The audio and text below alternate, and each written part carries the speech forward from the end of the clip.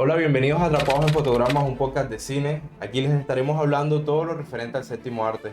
Hoy me encuentro con mi compañero Orlando Payares y mi persona Camilo Pastor. Hoy estaremos hablando de esas películas que, si no estuvieran, nuestra niñez no sería la misma. Entonces, hay películas que marcan generaciones, que marcan un momento en la vida especial para cada persona. Y claro, cuando estamos más niños y somos más receptivos, estas películas suelen a veces cambiar el chip que uno tiene o te pueden llegar a crear un gusto sobre algo.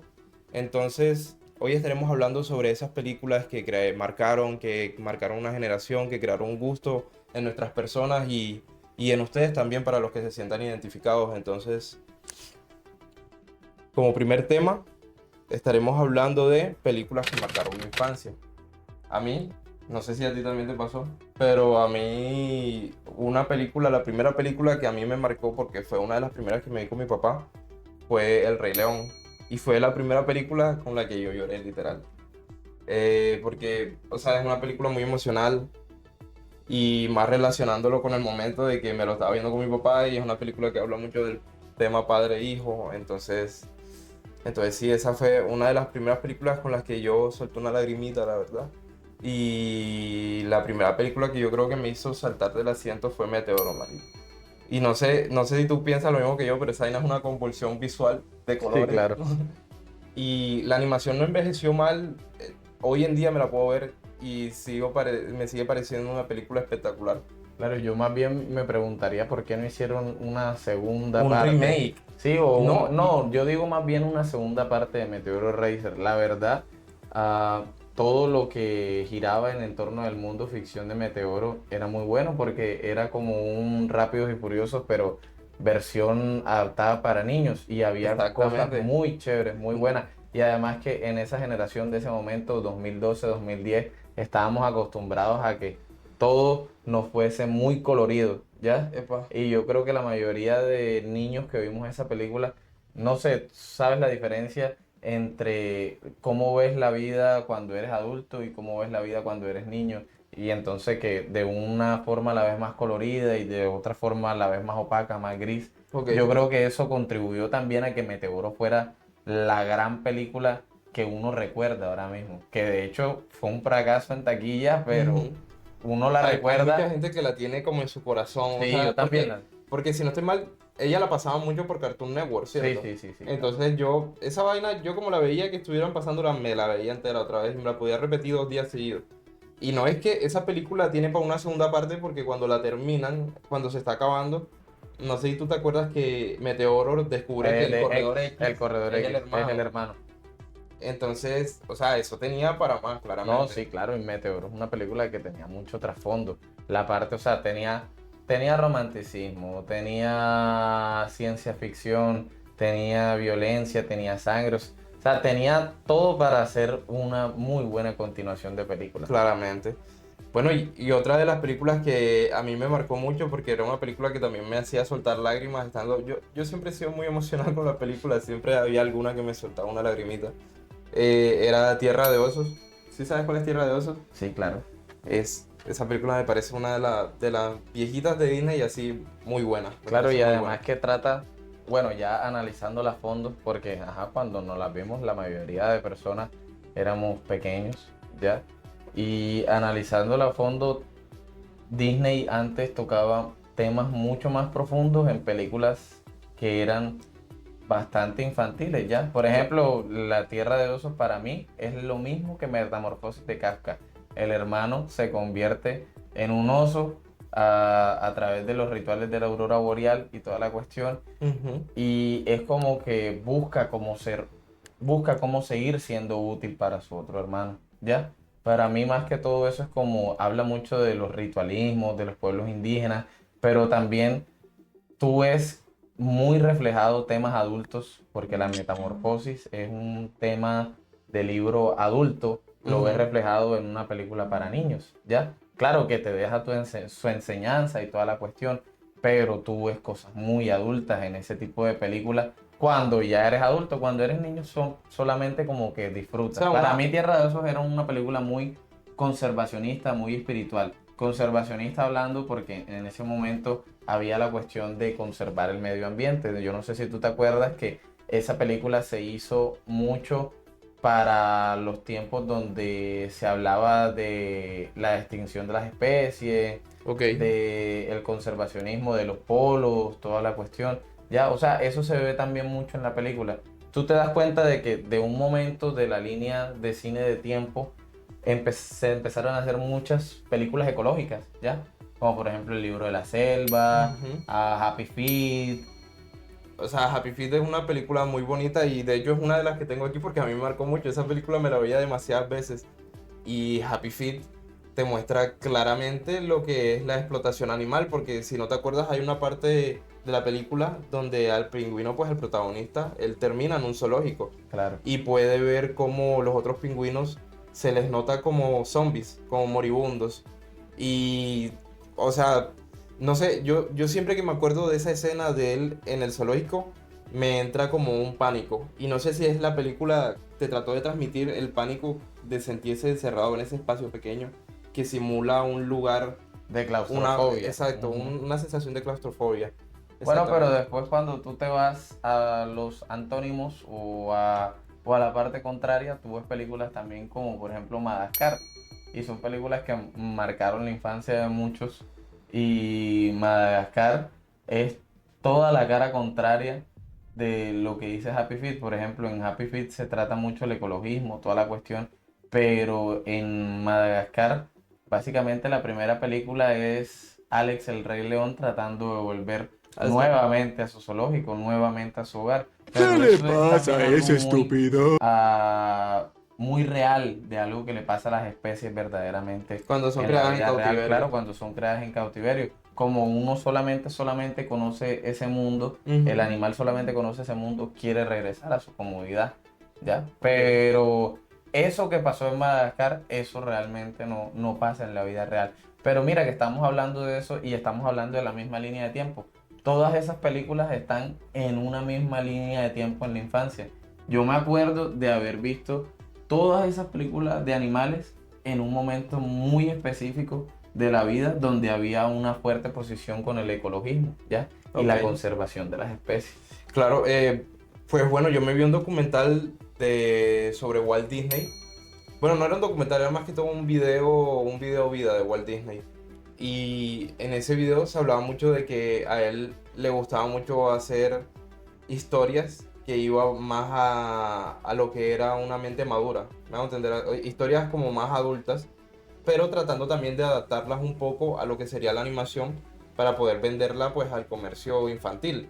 Pero él siempre trataba de combinar como ese aspecto de una historia fuerte, dura, por ejemplo, Bambi, que Bambi iniciando le matan a la mamá, se la mató un Sí, claro. cazador. Entonces, o sea, eran cosas así, él siempre trataba de jugar con eso porque él siento que no se enfrascaba, siento que él podía dar más allá que una historia simplemente creada para niños. Sí, claro, es que también uno cuando se ve muy guiado por las limitaciones de lo que es hoy en día aceptado para la sociedad y de lo que puede ser reprochable y no reprochable o de lo que puede ser cancelado y aplaudido, también la gente se toma muchas limitaciones. Ya yo entiendo que Disney no sea tan adulto como lo era antes o que Ujú. DreamWorks tampoco sea tan adulto como lo era No, antes. igual siguen sacando películas Sí, siguen que sacando. tienen un toque emocional para lo que es un Sí, adulto. siguen sacando muy buenas películas, pero ahora lo que está totalmente dirigido para adultos está totalmente dirigido para adultos. No me Yo creo que también te acuerdas en tu infancia de haber visto Las Aventuras de Goofy. A mí me encantan todas las películas de Las Aventuras de A mí Goofy también me porque encanta, en la que sale el hijo, que es Sí, claro, y Patineto. recuerda mucho esa conexión que tú hablas de padre e hijo. Yo por lo menos en mi infancia, yo tuve siempre esa conexión de padre e hijo, aunque nosotros no siempre estuvimos juntos.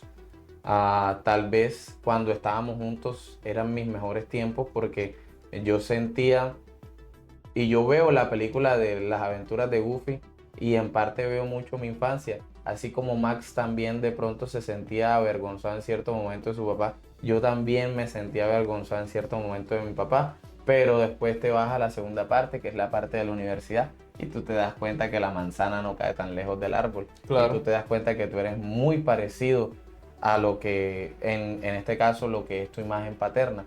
Yo siempre me sentí muy identificado con esa película porque, no sé, Max hacía deportes extremos o deportes de alto rendimiento. Yo también hago deportes de alto rendimiento Siento y que... deportes más o menos siento- extremos. Y mi papá también los hacía, ¿ya? Ajá. Entonces siento que eso me daba mucha conexión con la película. ¿No? Y lograron identificar lo que sería un adolescente muy bien en Max. O sea, lo identificaron muy bien a un adolescente. Sí, Porque, pues no sé, o sea, cuando él iba como evolucionando como personaje, ahora que me doy cuenta estando grande también me han pasado las mismas cosas. Y sí, esa es son dos películas, ¿verdad? sí, son dos películas. Que también me parece que eran unas películas que yo me En la veía primera, demasiado. en la primera película, en la primera película me acuerdo que cuando Max está enamorando a Roxanne, una de las cosas que pasa es que él se convierte en el cantante favorito de Roxanne. Esa es la mejor Esta escena es de la una de las película. mejores escenas de la Es la película. mejor escena. Y pues, quien no sé, realmente yo me identifico con eso porque yo también de pronto me imaginé en algún momento haciendo eso por mi cruz de infancia, Ajá. ¿ya?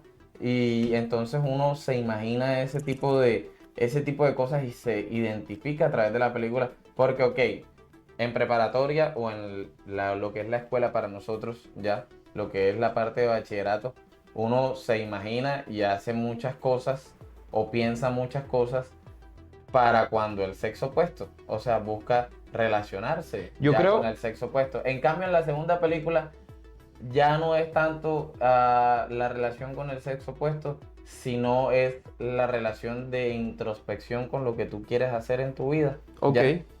Entonces, la segunda película demuestra una cara de Max que no necesita un afecto femenino, sino que está buscando qué va a hacer de su vida, ¿ya? Pero también te sientes identificado mucho en lo que él hizo. Yo creo que para las aventuras de Goofy, en la primera parte y en la segunda parte, se Ujú. retrató muy bien lo que es la transición de la adolescencia a la adultez joven. Claramente. O por lo menos nosotros dos estamos en una adultez joven Adultez joven. entre los 20 y 25 años. Y pues, no sé, esas cosas que No, y pasaron no en creas, esas películas. ya ahorita el 6 de mayo cumplo 21. Podría ser el fin del hombre araña. ¿Cómo que qué miedo? Yo cumplo 24 el 4 de No, agosto. mano. No, mano, yo estoy ya saliendo de la adultez joven. Sí, ya ya. ahorita me dicen abuelo. No, mentira, ojalá no, gracias a Dios no. Entonces, bueno, y a mí algo que logra retratar la película también es como, no sé si podría decir de este estado de humillación al que a veces se ponía Goofy, pero era un estado de humillación lindo porque él trataba de hacer cosas bonitas por su hijo, ¿me va a entender? Y era como no sentirse avergonzado por amar, porque yo creo que Max también tenía algo de que a él le daba pena verse como muy afectivo con su papá. Claro. Pero al final- y que tenía las mismas vainas que el papá. Exactamente. La risa, La- la forma de exclamar, la forma hasta la misma forma de bailar. Epa, exacto. Entonces creo que ese baile final que él tiene es como soltando todo eso. O sea, no me importa si me voy a humillar, no me importa cómo me vean, yo voy a salir a bailar. Sí, yo digo que representa más bien a la tregua que hizo con su presente, más que todo con su papá. ¿ya?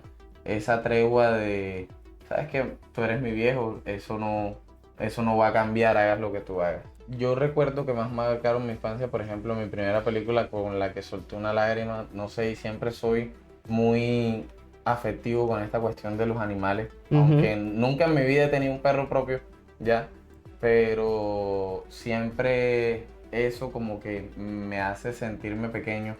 Por ejemplo, en mi infancia yo me veía mucho una película cuando estaba muy triste que era Siempre a tu lado, a Chico. O sea, te la veías triste para ponerte más Sí, triste. para ponerme más triste, tú sabes, menos con menos es más. Ok. Entonces, no sé, como que yo reflexionaba el tipo de acompañamiento que llevaba ese hombre soltero de mediana edad, toda la cuestión, y que su único real amigo fiel, pues, era su perro, ¿ya?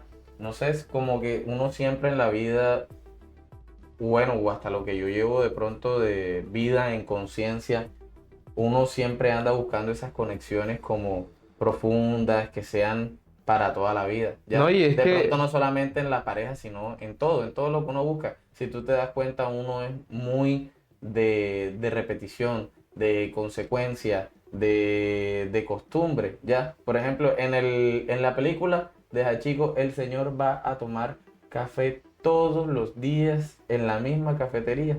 Y todos los días con el perro hace el mismo recorrido. Y ujú, Hachiko, cuando el señor se muere, alerta de spoiler, hace ese recorrido todos los días y todo el mundo en el pueblo lo recuerda porque él hacía ese sí, recorrido si no estoy todos mal, los le días. hicieron una estatua y todo. Sí, le hicieron una estatua y Pero toda pasa la... de que, o sea, es que esa película es muy dura porque te tocan un punto muy, muy fuerte de que te tratan de meter un poco también en la cabeza del perrito. Y pasa que los animales son muy inteligentes, pero su capacidad de inteligencia llega hasta un punto. Entonces, claramente, Hachiko creo que él nunca supo que su dueño Que su murió. dueño murió, claro, Entonces, él creo era que muy eso inocente, es sí. algo que duele mucho porque él nunca supo que murió y quedó esperándolo hasta sus últimos días que tal vez él no sabía que iba a Sí, morir sin... yo digo y me enfrasco también en decir que esas películas al final terminan siendo muy psicológicas y terminan siendo, son películas pues dramáticas, se pueden encasillar y son películas algo familiares, pero terminan siendo bastante psicológicas.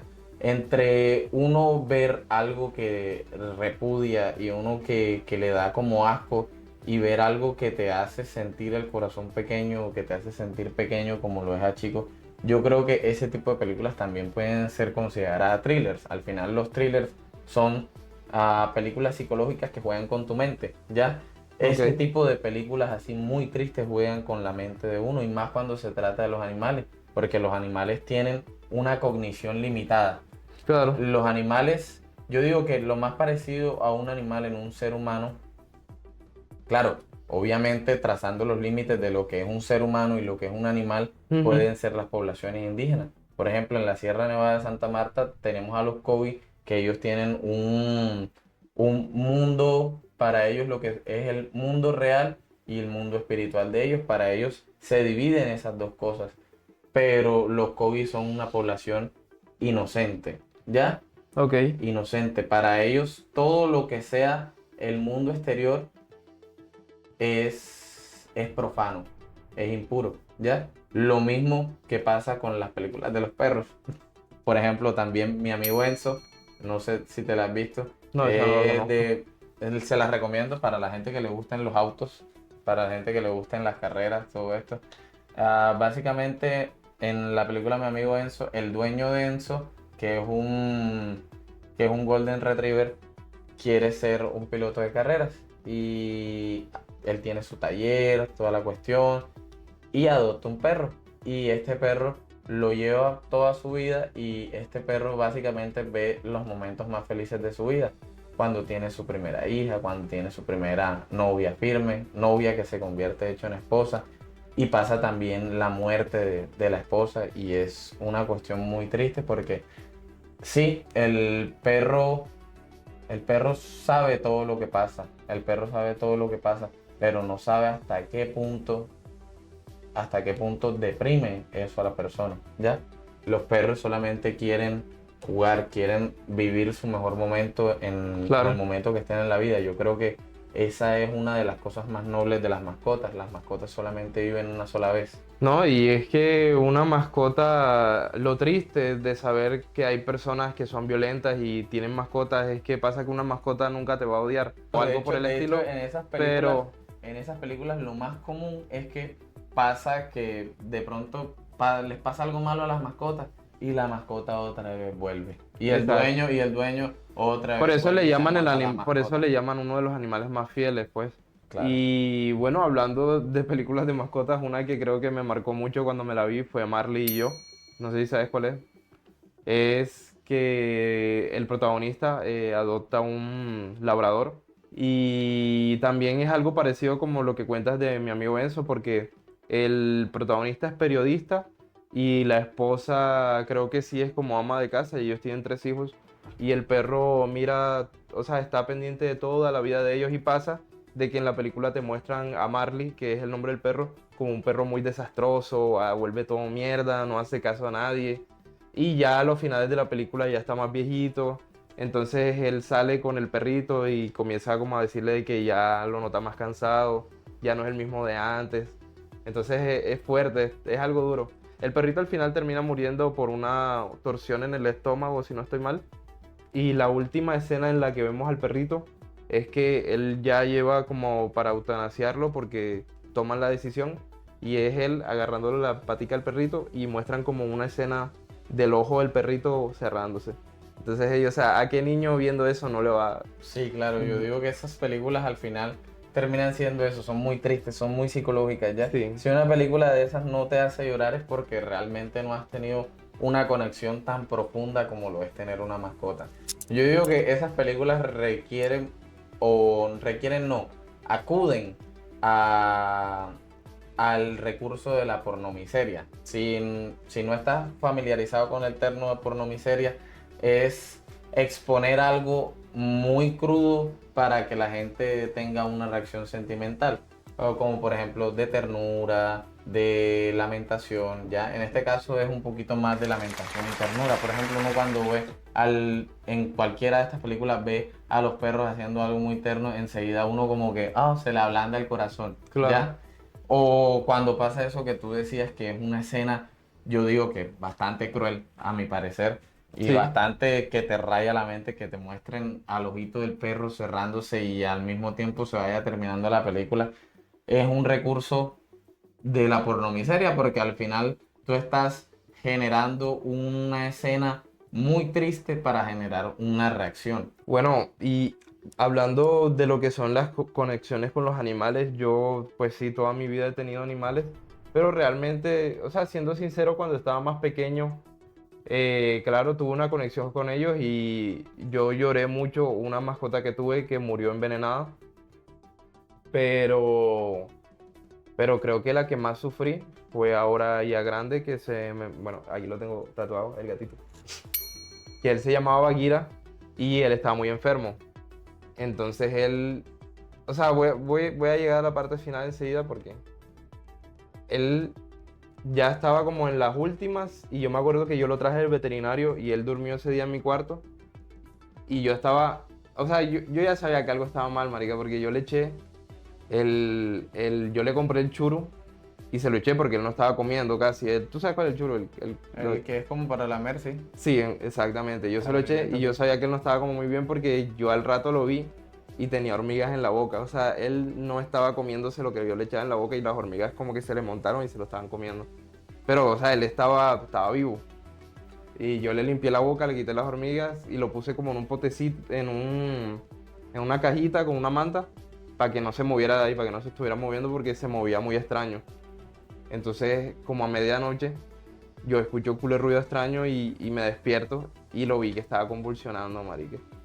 Y, o sea, y como yo no sabía obviamente qué hacer, yo no soy veterinario ni nada, lo único que hice fue como cogerlo y cargarlo y seguía convulsionando, que de repente se puso como así y se... Sí, eso y ya. O sea, y es la primera vez que se me muere un animal en los brazos y yo, o sea, la sensación que lo que mejor puedo decir es que no me lo creía. Porque, o sea, yo lo tenía ahí y yo le movía la cabeza así y ya era como flácido, o sea, ya no se movía para nada. Y, joder, o sea, para los que no han tenido mascotas y eso, es una experiencia dura perder un animal. Claro, y yo creo que en las películas eso se refleja bastante. Eso al final, pues mucha parte de la población tiene mascotas y al final es normal que tú generes ese tipo de cariño con esos animales, ¿ya? Claro. Imagínate si por lo menos aquí en Barranquilla, donde nosotros vivimos, hasta la gente, hasta los indigentes tienen animales, ¿ya? Exacto. Y uno ve a los indigentes con los animales y los animales son una compañía grande para ellos, ¿ya? Como ellos también, en parte, los habitantes de calle han perdido su conexión con la sociedad, con el mundo, de cierta manera, pues las han perdido por situaciones de su propia vida y los animales ni siquiera se preocupan por eso, los animales igualmente siguen estando ahí con ellos, siguen compartiendo la comida con ellos, ¿ya? Y no se quejan por ese tipo de cosas. Bueno, al final son cosas que le ablandan mucho a uno el corazón en el cine. Claro. Y en la vida real. Y el cine también sabe cómo hacer que uno se sienta blando, que uno se sienta débil, ¿ya? De hecho, las películas de infancia, cuando tú las vuelves a ver, y estábamos hablando de eso fuera de cámara, uno cuando vuelve a rever películas de infancia, tú vuelves a sentir las cosas pero diferentes, ¿ya? Claro. Las sientes con una nostalgia, las sientes con O un añoro. entiendes cosas que no entendiste en el Claro, momento, como entiendes un cosas que no significado entendiste más en el momento, profundo. claro. Que uno le dice, no, que los mensajes ocultos de la película, no, la película nunca tuvo mensajes ocultos, las cosas siempre estuvieron ahí. Exacto, es la madurez del cerebro de la persona Sí, la es que la lo ve. madurez del cerebro de la persona al final la que capta las cosas. Quiero que me digas momentos que te marcaron gracias al cine. O sea, momentos en específico. Momentos que me imagino la infancia, claro. Sí, claramente, sí. Que marcaron mi infancia en el cine. Bueno, de hecho, desde el primer capítulo ya lo vengo comentando, que en mi casa somos muy alternativos y bastante extraños con el cine. Ujú. Nosotros pues hemos tenido una relación con el cine de totalmente puertas abiertas. Ok. Películas que me marcaron full de cine, Talk to Her o Hablé con ella de Almodóvar, sí. Hablé con ella de Almodóvar. ¿De qué trata? Esa no me la he visto. Esa película es bastante profunda, como todas las películas de Almodóvar, diría hasta un poquito pretenciosa, como todas las películas de Almodóvar. Ujú. Realmente es te la resumo muy rápido, es una chica que cae en coma, que tiene un acosador, el acosador se llama Benigno, y bueno, el Benigno termina siendo termina siendo el cuidador de ella, y de hecho la embaraza, pero a raíz del embarazo ella despierta, ¿ya? O sea, la embaraza estando en Sí, coma. la embaraza estando en coma, y a raíz del embarazo ella despierta, ¿ya? No puede ser. Es una vaina muy, muy turbia, ¿ya? Sí. Pero la película tiene momentos muy lindos porque, o sea, no solamente es ella que cae en coma, sino que son dos mujeres que caen en coma. Una la cuida Benigno, la otra no, la otra la cuida uno de los coprotagonistas que está dentro de la historia. Y hay un momento que me marcó mucho a mí y a mi papá, que es la escena cuando Caetano Velosa sale cantando Cucurrucucú Paloma. Y porque a mi papá y desde muy pequeño, mi papá me ha enseñado a esos artistas, y a él siempre le ha generado como bastante nostalgia toda esta cuestión de la música balada, las románticas, ¿ya? Ujú. Y en esa película sale Caetano, que de hecho fue ministro de Cultura en Brasil, cantando esa canción. Y fue algo que le ablandó mucho el corazón a mi papá, de las pocas veces que yo he visto llorar a mi papá, de las muy pocas veces y contadas veces que he visto llorar a mi papá. Me imagino que también han de haber pasado ellos, mi papá, situaciones en su vida muy similares. Yo hasta ahora sigo sorprendiéndome de quién es mi papá, porque no sé de pronto si tu papá en algún momento ha tenido un mejor amigo, que vayan y se reúnan y estén hablando todo el tiempo. Claro. Y como que tú de repente los escuchas y escuchas unas historias bastante salidas de tono, ¿ya? Sí, a mí de hecho me gusta mucho escuchar cuando mi papá habla con su mejor amigo, porque él siempre, hay uno amigo de él que él me dice que es su mejor amigo de toda la vida, que él se llama Miguel, mi papá se llama Michael, pero son como historias muy bacanas de escuchar al final. Y Sí, claro, al final tus historias eran bacanas, las historias de mi papá con su mejor amigo que, bueno, que hace poco falleció, sí, el señor Fabio Euse, que en paz descanse, pues ellos siempre tenían historias muy bizarras. De hecho, cuando yo me doy cuenta de todas las cosas que les pasaron a ellos, me doy cuenta que pues no está tan lejos de, no lo que yo vivo con mis amigos, pero sí de cosas muy cercanas que le han pasado a mis amigos. Ellos pues se hicieron cajón a lo largo de su vida, estuvieron con las mismas novias, se enamoraron de las mismas mujeres muchas veces. De hecho, yo creo que esa escena de Talk to Her de las dos mujeres en coma les recuerda mucho a una novia que ellos tuvieron en común, porque ellos tuvieron una novia que cayó en coma un tiempo. Claro, obviamente no pasó lo que pasó en la película, gracias a Dios. claramente. Gracias a Dios. Y bueno, pero creo que les recuerda mucho ese tipo de cosas. Por ejemplo, el cine de Almodóvar tiene esa peculiaridad. No sé, en cada película uno siente que ese tipo de cosas son bastante reales. Almodóvar tiene algo que solamente pudo reflejar Gabriel García Márquez en los libros, que era un poco de realismo mágico. También hay otras películas que recomiendo mucho de Almodóvar, que son Tacones Lejanos, que es una perspectiva de la vida trans totalmente diferente como la vemos ahora, ¿ya?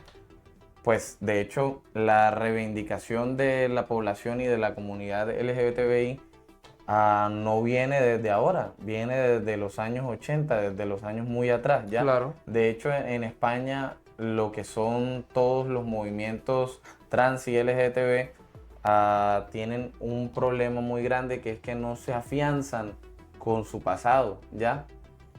Y bueno, al final de todo esto, hay películas que a uno lo marcan mucho. Yo hubiese querido mucho ver, no sé, más películas con más trasfondo cuando era chico.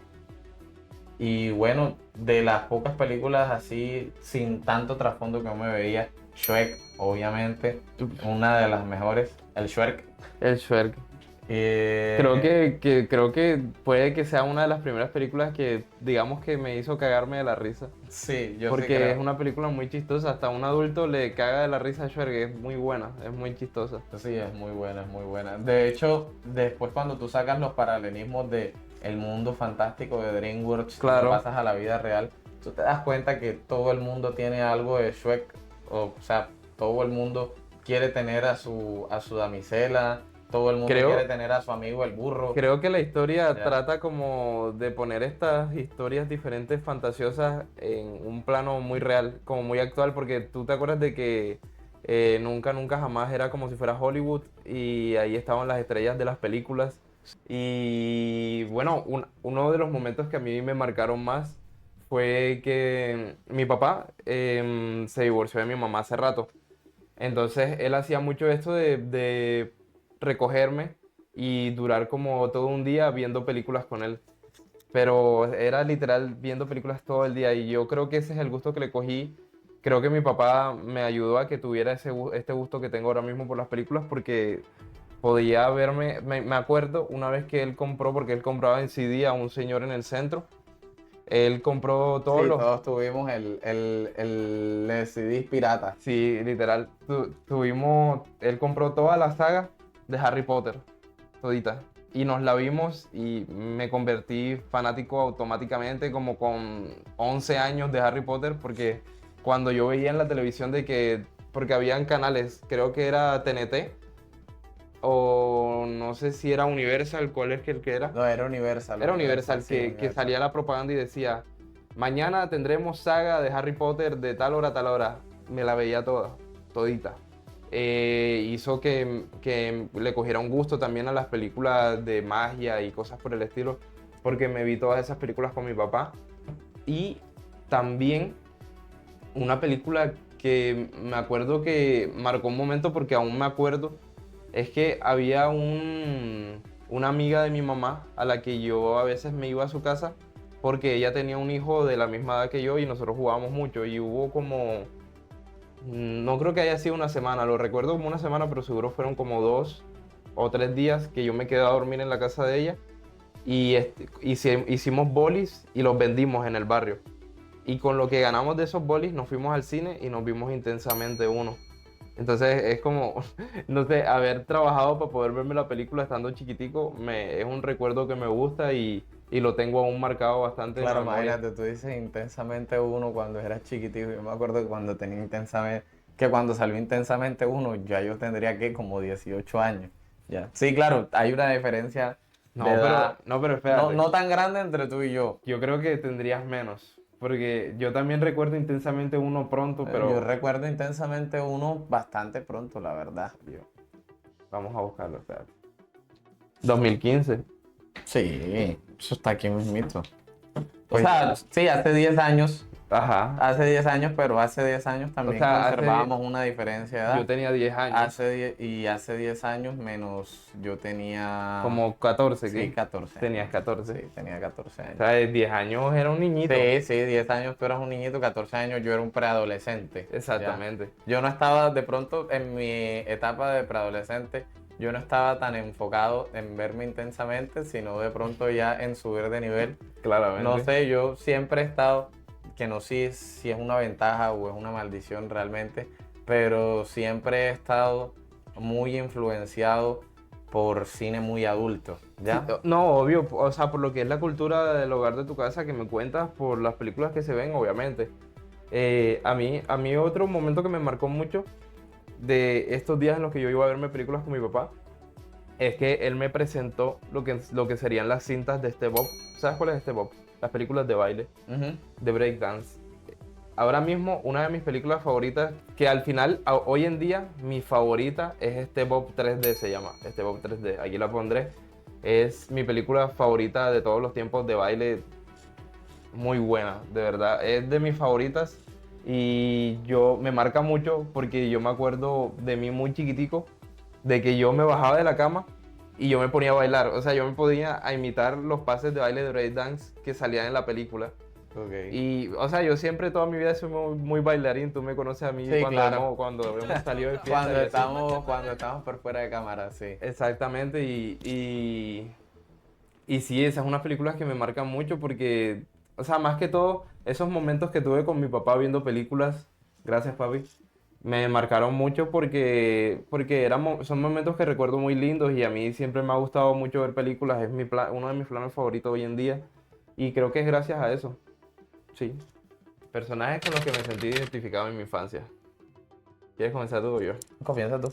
Bueno, uno con el que probablemente mucha gente se siente identificado porque, tipo, ¿qué niño no se siente identificado con él? Spider-Man. Spider-Man. Claro. Eh, Empiezas a hacer el gesto. Literal, El Spider-Man. gesto. Es que con las de Tobey Maguire, que fueron obviamente las primeras que todo el mundo se vio de las películas, yo creo que me enloquecí, ¿vale? Porque me gustaba tanto que me acuerdo que me compraron para Halloween un disfraz y yo ese disfraz no me lo quitaba. O sea, era para dormir, para comer, para almorzar, para todo. Tenía ese disfraz puesto y es que me gustaba mucho. Es que pasa que Spider-Man siento que, pues, ajá, es tu amigable Spidey. Él, quien no se puede sentir como... No sé si decir identificado, pero amarlo. Es un personaje que Sí, todo el igualmente mundo mira llega que a amar. mira que las películas de Spider-Man eran muy crudas. Al final la vida de Peter Parker. No, y tú como niño te sentías muy amable con el personaje de Tobey Maguire. ¿ya? Hablando de lo Tú que sentías estábamos era hablando muy ahorita, amable, de ¿ya? lo que estábamos hablando ahorita sobre cómo entiendes la película cuando ya estás más grande, las películas de Tobey Maguire tocan más el lado Peter que el lado Spider-Man, El lado porque tú ves Spider-Man, mucho la vida de Peter y hay unas escenas en la segunda película que creo que es cuando él pierde los poderes, porque por una parte más que todo emocional, Emocional, claro. que hay una parte donde la abuela le va a regalar como lo que serían, yo qué sé, 10.000 pesos. Y él no se los quiere recibir y la abuela se pone a llorar porque dice que es lo único que tiene para darle y tal. O sea, son escenas muy duras. Sí, son escenas y cuando muy él duras. acompaña a la abuela No, y a cuando- buscar y cuando- el dinero también es de la pensión y no se lo quieren dar. Y cuando le pasa todo esto de sus decepciones amorosas. Epa, ¿ya? exacto. O sea, literalmente no sé cómo Peter Parker no recurrió No, a... Mary Jane es como la que le gusta a Forrest Gump, que es una De desgraciada. hecho, también se llama Mary. ¿Se llama Mary? Sí. No puede ser. Joder, que todo el tiempo el Peter Parker buscándola y ella haciendo de todo para alejarlo. De hecho, una de mis escenas favoritas creo que creo que eso es Spider-Man 3 o Spider-Man 2. No Ujú. sé, cuando Peter agarra el simbionte, ¿ya? Ujú. Me gusta mucho cuando coge Cuando confianza. llega al bar. Sí, cuando Ey. sale de la tienda de ropa con el traje negro y Se nota. Esto, o sea, es una de mis escenas favoritas. No, y porque que- yo veo como la reivindicación de mi personaje. Que ¿ya? tiene el bailecito del... Sí, pasó de ser un soldado caído a ser, bueno, no sé, un soldado Un o sea, facha, un poquito más. se volvió Sí, un facha. sí, se volvió un facha y como que cogió más confianza. Ya, yo creo que todos los hombres también en nuestra vida hemos tenido ese desarrollo Spider-Man noble a Spider-Man con más confianza, más facha, más confiado de sí mismo, pero igualmente sigue siendo la misma persona, ¿ya? Claro, depende hasta cuándo te dure los fachas. Hay gente que los fachas le dura toda la vida, hay gente que ya después otra vez vuelve a retomar, Claro. ¿ya? Pero yo digo que eso es muy importante, el desarrollo de personajes que se creen en estas películas, sobre todo las películas de superhéroes. Las películas de superhéroes tienen desarrollos de personajes muy, muy intelectual y muy cambiante, ¿ya? Yo creo- O sea, el Spider-Man en las películas, en las 3 películas de Spider-Man, Ujú. Spider-Man 1, 2 y 3, Tobey Maguire nunca fue el mismo, ¿ya? Exacto, Y nos muestran en todas las mucha películas, transición. claro, muchas transiciones, ¿ya? Y no sé, de ver al Peter Parker escuálido, bullying, y otra vez se levanta. O sea, yo digo que en las películas de Tobey Maguire, Spider-Man siempre pasa por lo mismo. Ah, está abajo, está hundido, se levanta y vuelve a ser otra vez amable. Yo creo que ¿ya? eso fue algo que le faltó a las películas de Andrew, porque Andrew me parece muy bacano como Spider-Man, pero su lado Peter Parker es un... muy o sea, básico, no, es muy no, básico. no es que sea básico, sino que es cool. O sea, él no es un nerd, como O sea, debería, es un nerd cult entre los nerds. porque es un man que patina, Ajá. que juega baloncesto, que hace no sé qué, entonces, o sea, y lo nerd, él tiene que, o sea, al principio a Peter Parker lo bulean, tiene que... No sé, yo digo que Peter Parker no puede ser. Claro, ahora con la cuestión del multiuniverso de Marvel, claramente, pues Peter Parker y todos los Spider-Man y todos los superhéroes pueden tener versiones diferentes de sí mismos. Por ejemplo, Pues, claro. Miles Morales también es más de lo mismo. Miles Morales es un chico chévere, ¿ya? Sí. Un man que. No, o sea, y bueno, de hecho nos muestran como él es una persona que yo podría decir insegura. Él es Sí, inseguro sí. de sí mismo. No sé si has visto, a mí últimamente me salió un video que era como un villano, Thanos, los Avengers. Yo no sé, bueno, el equipo de DC, un equipo contra el villano que es, no me acuerdo ahora el nombre, pero es como representando de muchos héroes contra un solo villano porque el villano es muy poderoso y tal.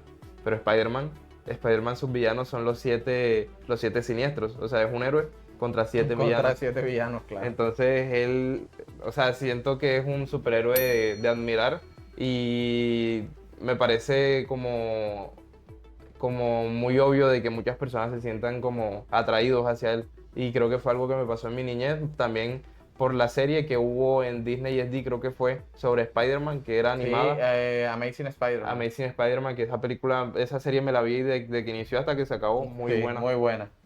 Sí, todos yo creo que en cierta parte de nuestra vida nos hemos sentido identificados mucho con un personaje y más que todo siendo superhéroes, ¿ya? Claro. Más que todo siendo superhéroes. Ya cuando tú empiezas a crecer y empiezas a tu fase de adolescencia y en tu fase de adultez ya te empiezas a identificar con otras cosas, ¿ya?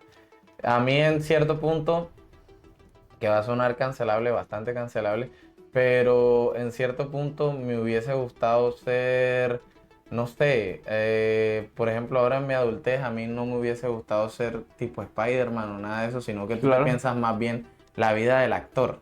A mí me hubiese gustado ser en mi adolescencia un Jacob Elordi, ¿por qué no? ¿Ya? Que realmente yo era todo lo opuesto, yo era gordito, chiquito, pequeño, ¿ya? Ujú. Pero es tipo que son los aspiracionales, ¿ya? Sí. Son los aspiracionales. Cuando era pequeño sí, Spider-Man, pero cuando eres adolescente o cuando eres adulto y empiezas a ver la otra cara de la realidad, que ya sabes que no puedes tener de pronto un poder conlleva una gran responsabilidad, sino que prefieres más bien otro tipo de cosas, ¿ya? A mí ahora me gustaría ser peleador de la UFC. Ya, por ejemplo, otro caso. Por ejemplo, yo en algún momento de la vida, entonces ya no piensas ser ese superhéroe, sino que ya piensas ser en algo más real, ¿ya? Algo mejor. A mí pues de personajes también que me pueda llegar a sentir identificado, pero creo que eso ya fue un poquito más grande, ya como cuando comencé a sentir cosas por las chicas y así, fue en Transformers. Yo quería Megan ser el pro- Fox. yo quería ser el protagonista, marica, Ay. por Megan Fox, literal. Te entiendo, te Es que entiendo. de verdad, o sea, y de paso tener un carro que te protege y se transforma y es un carro Que bacano. se transforma en un Camaro. y- Dios mío, o sea, yo no sé, pero realmente ¿a quién se le ocurrió la idea? ¿A quién se le ocurrió la idea de que, no sé, y además cuando, no sé, cuando yo tenía como 16 años, Ujú. 16, 15 años, aspiracionalmente deseabas un carro así, ¿ya? Sí. Y realmente cuando tú te piensas y ves Transformer otra vez y ves que el carro es un carro amarillo chillón que se llama Bumblebee, tú dices como que, bueno, o sea, podría cambiar. Yo quisiera seguir teniendo un Camaro. Chevrolet, si algún día vas a patrocinar esto, regálame un Camaro amarillo. Yo te lo recibo. Pero sí. Y bueno, ya para ir acabando, claro, siento de que este es un tema que yo quería tocar porque me parece súper importante hablar de esto, que muchas personas que vean el capítulo se van a sentir identificadas porque hay muchas películas que marcaron nuestra infancia.